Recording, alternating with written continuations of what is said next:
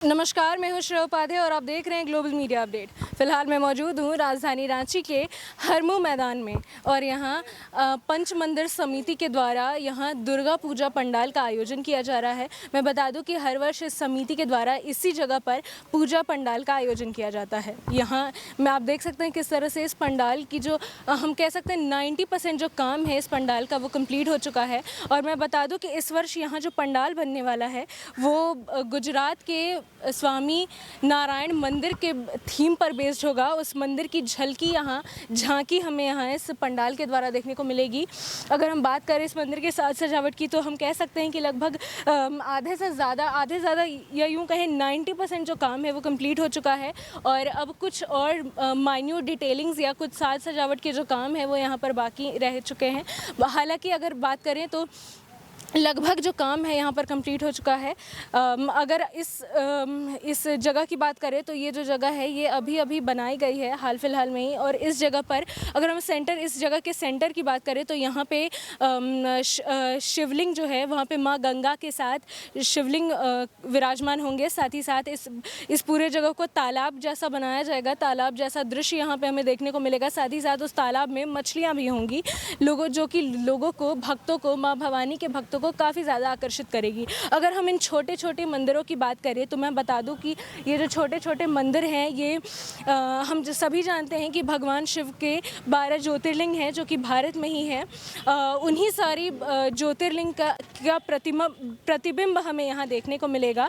इन सभी मंदिरों के द्वारा हम देखेंगे कि भारत में जितने भी ज्योतिर्लिंग हैं वो सभी यहाँ विराजमान होंगे। साथ ही साथ हम ये भी देख सकते हैं अगर उस मुख्य मंदिर की बात करें हम तो उस मुख्य मंदिर में माँ भवानी विराजेंगी। माँ भवानी माँ दुर्गा अपने भक्तों को दर्शन देंगी उसी मुख्य मंदिर से। हम बात करें अगर रास्ते की तो ये रास्ता हमें दोनों तरफ से ये रास्ता मिल जाएगा और इस रास्ते के दोनों ओर 6 मंदिर बनाए गए हैं जिसमें भगवान शिव के 12 ज्योतिर्लिंगों के दर्शन भक्तों को होंगे।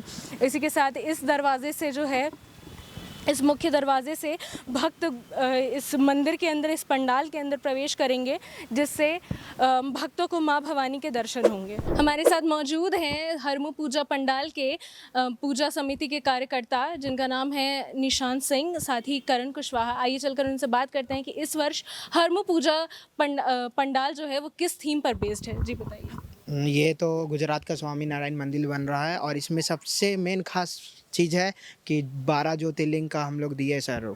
जो हर एक मंदिर वहाँ आपको दिख रहा होगा उसमें एक एक ज्योतिर्लिंग लगेगा। जैसे बहुत जगह ज्योतिर्लिंग है, जैसे वहाँ केदारनाथ का है और जहाँ जहाँ तरह का हुआ विभिन्न तरह का है। 12 ज्योतिर्लिंग का जो है रिप्रेजेंटेशन यहाँ होगा इस पंडाल के। हाँ होगा जी। और इस पंडाल में इस वर्ष और क्या खास देखने को मिलेगा दर्शकों को? सबसे मेन खास तो वही चीज़ है। सबसे मेन चीज़ तो ज्योतिर्लिंग का बात है, वही मेन चीज़ है जी। और बच्चों के लिए क्या कुछ खास है इस वर्ष? ये बहुत सारा मतलब ये बगल में है, उसमें झूला लगाया गया है और आइसक्रीम का दिया गया है और फूड का आइटम लगाया गया। बहुत सारा ऐसा चीज़ है लगाया मतलब गया। हम ये कह सकते हैं कि इस वर्ष यहाँ पंडाल के साथ मेले का भी आयोजन हो रहा है। हाँ एकदम हो रहा है। और हम पूजा कमेटी हम लोग सब तरह का हम लोग सुविधा, कैमरा को लेके, प्रशासन को लेके हर चीज़ एक्टिव है। सब चीज़ औसत अगर बात करें तो इस पंडाल के बनने में क्या खर्च आ रहा होगा? कम से कम 70 लाख लगा है। हाँ कब 70 लाख, करीब 70 लाख लगा है। और कितने मजदूर यहाँ फिलहाल काम कर रहे कम हैं? से कम है यहाँ पे कम से कम 30-35 कब तक ये पूरा जो काम है वो कंप्लीट? 90% तो बन गया, मिनिमम 10% बचा है, वो जल्दी 1-2 दिन में कंप्लीट हो जाएगा। बिल्कुल।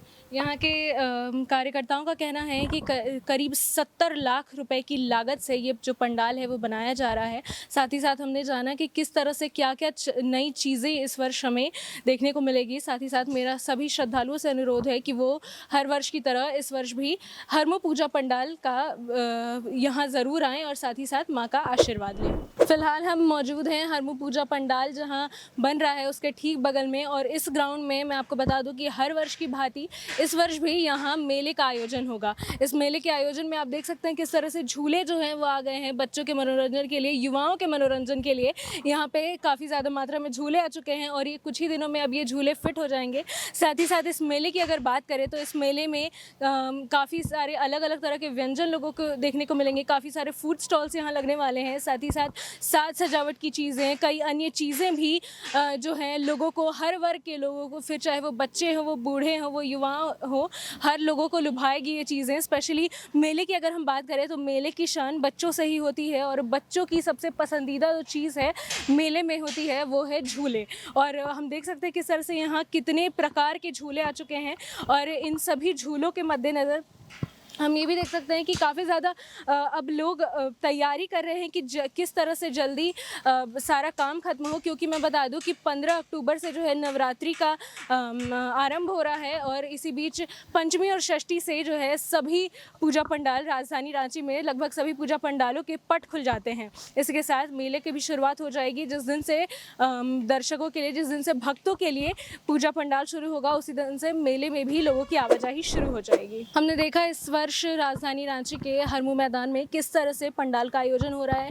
हमने इसकी लागत जानी, हमने यहाँ के कार्यकर्ताओं से बात किया, और हमने ये भी जाना कि इस वर्ष क्या क्या नई चीज़ें हमें यहाँ देखने को मिलेगी, क्या क्या नई चीज़ें भक्तों को यहाँ देखने को मिलेगी। इसके साथ हमने जाना कि इस वर्ष सोमनाथ के मंदिर का प्रतिबिंब हमें यहाँ इस पंडाल के रूप में देखने को मिलेगा। साथ ही साथ मैं आपको बता दूँ कि हम हमारे चैनल के माध्यम से हमारे दर्शकों को लगातार ये अपडेट करते आए हैं कि इस वर्ष राजधानी रांची में किस तरह के पंडाल का आयोजन हो रहा है, किस तरह से माँ भवानी किन किन पंडालों में इस वर्ष विराजेंगी। इसके साथ ऐसी तमाम खबरों के लिए हम आगे भी आपको इसी तरह के तमाम अपडेट्स देते रहेंगे। तब तक के लिए देखते रहिए ग्लोबल मीडिया अपडेट। धन्यवाद।